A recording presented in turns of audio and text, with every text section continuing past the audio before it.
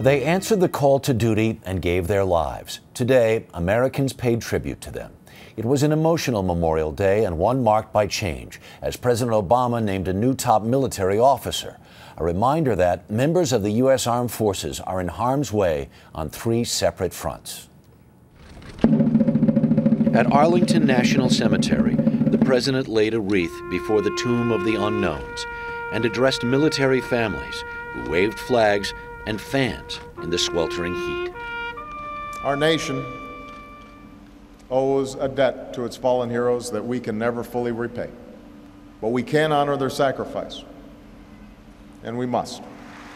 The crowd greeted retiring Chairman of the Joint Chiefs of Staff, Admiral Mike Mullen, with a standing ovation for his 4 decades of service in the military.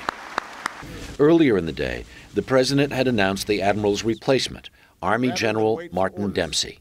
With nearly 40 years in uniform, Martin Dempsey is one of our nation's most respected and combat-tested generals. General Dempsey will serve as the principal military advisor to the President and his newly reorganized defense team as they tackle the war in Afghanistan, conflict in Libya, and wind down operations in Iraq.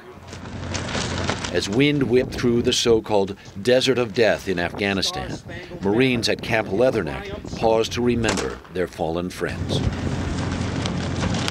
And last night, candles in Kabul for the more than 1,500 American servicemen and women who have died in the nearly decade-long war. On the home front, there were celebrations of service and star-spangled parades.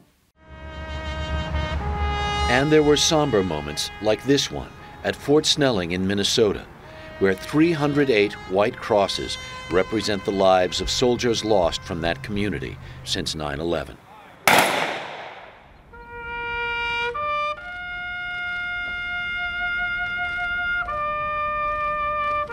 And taps played across the land in honor of and in mourning for those who gave their lives to protect the freedoms we hold dear.